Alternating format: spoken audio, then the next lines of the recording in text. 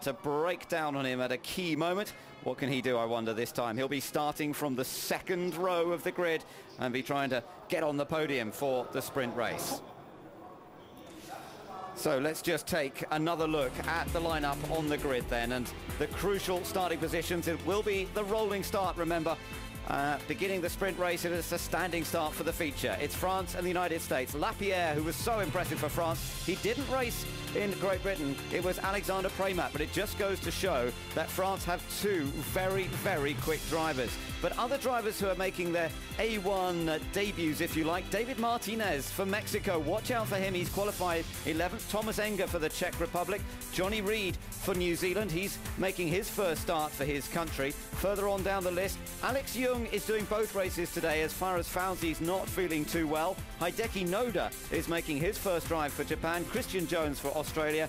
And of course Thomas Scheckter for South Africa. And boy, have they been scratching their heads this weekend. It's been a huge disappointment. I don't know whether it's a wake-up call or not, but certainly something has not clicked between team and driver. That's right, they are going to be pretty much at the back of the grid. They went a little better in this morning's warm-up. They were inside the top 20, but even so, John, Thomas Scheckter's going to have his work cut out. I don't know how good he's managed to get the car. Of course, this morning's warm-up, you don't necessarily have to run with your race fuel, and I would imagine that Team South Africa may well have taken that route to try and resolve the problems that they've been working through for the last 2 days, and just haven't seemed to be able to get to the bottom of. So it's inexplicable, a driver of the natural ability and speed of Thomas Scheckter to find himself starting so far down the grid and to be 23rd quickest out of 24 cars here this weekend. You know, that's tough. That's tough for a man of his stature. Also, he's got an ego. Well, don't we all? He won't be too happy about starting back there.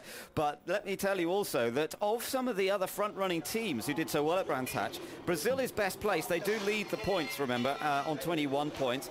But their nearest rivals, Australia and New Zealand, have not qualified so well for this, because Australia in the hands of Christian Jones back in 22nd place, New Zealand back in 14th place, and they actually had a gearbox problem this morning in the warm-up, so they're not having an easy time. Next up is Mexico in the points, but they start 11th on the grid, and then it's France, who of course do start from pole position. Well, I think France being the exception, all the newcomers have found it relatively difficult, even though we've only had one round of the 12 race series.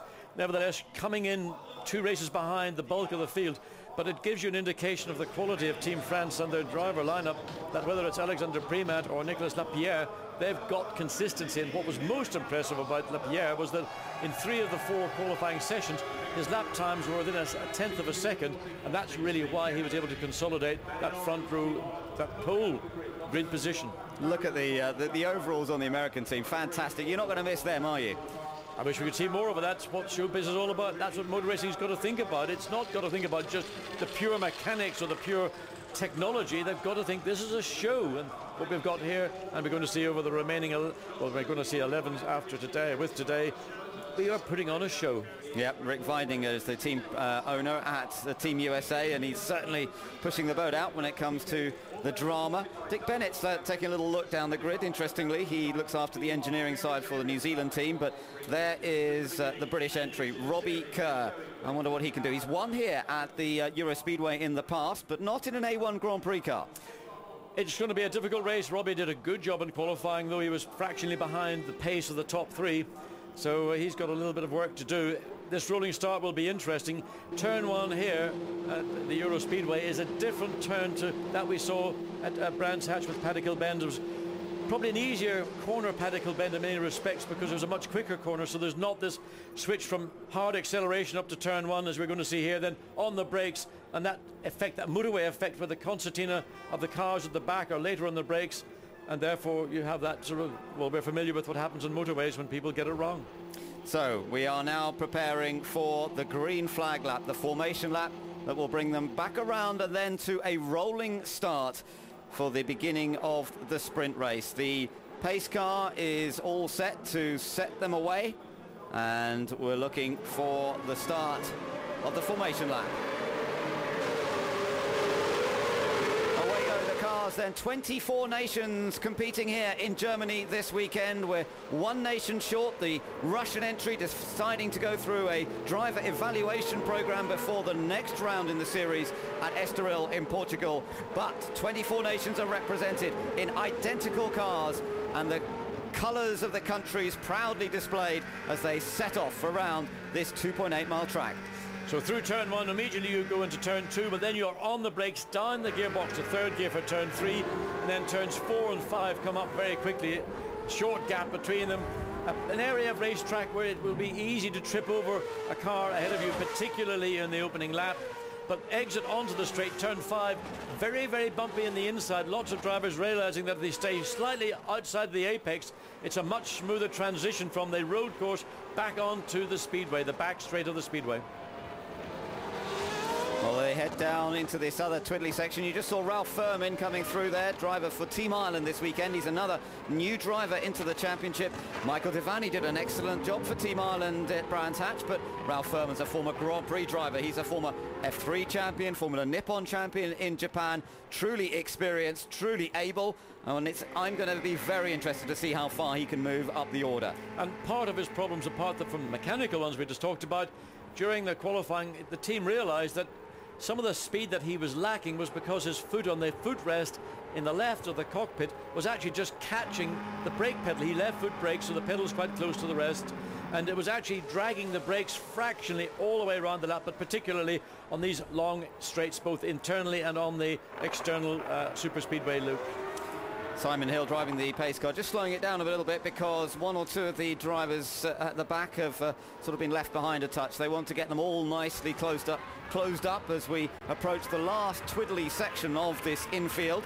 And at the moment they are still quite spread apart, so let's hope that they can tighten up the order as they come through the last sequence. Now, they've got a tight right followed by a tight left here, and we're riding on board the German car from 5th position, so you'll get a little chance to look at this, and then they'll come back up onto the oval and through the final turn of the oval, turn 14 of this whole course. Yes, it's this sequence of turns 12 and 13, and we're just seeing cars coming through that little kink before they go into the turns 12 and 13. Here really is the key, I think, to a lot of the overtaking opportunities, and certainly it was the key to me to getting a successful lap, because turn 13 is a crucial corner leading on to the fastest part of the racetrack, and if you had got a good drive, no wheel spin, remember, no traction control on these cars, then you could get good top speed, but the field now bunched up, ready to take the start of an 18-lap sprint race. Here we go, all set for the start of the third race of A1 Grand Prix. The second event in Germany gets underway, and France and the United States go together. They're absolutely side by side heading down into the first curve, and Great Britain getting in there. Oh, Great Britain and United States tangled. Ireland in trouble as well, and it's France that has the lead. Switzerland has come up to second. Brazil is in third. And Jos Verstappen also on the grass, he got involved, so we've got 4 cars altogether. Scott Speed, that front row good position, challenged for the lead going to turn 1, but the collision occurred. Robbie Kerr and Scott Speed, Team USA and Team GBR were the cars that collided. Scott Speed went up in the air. Team Ireland had to go way out onto the grass as well. There's Team GBR and Robbie Kerr making their way back very slowly indeed. He's got a bent front suspension there, John. Definitely the front wheel at a very strange angle. But look at the battles going on. Portugal there having a good dice with Canada, but this is all allowing France, Nicolas Lapierre, to open up a very useful lead. Switzerland, Neil Yarni up to second. And look at New Zealand. New Zealand's come up from nowhere, and Pakistan's in trouble. Adam Khan, I think, was one of the team that got clipped in that first turn incident, but there's principally his bodywork. It might be the back end of the front wing. Jos Verstappen got a right. There's a rear suspension, left rear suspension arm has been damaged in that collision. Again, looking at the smoke pouring off as Adam Khan, Team Pakistan locks up, coming down into that is turn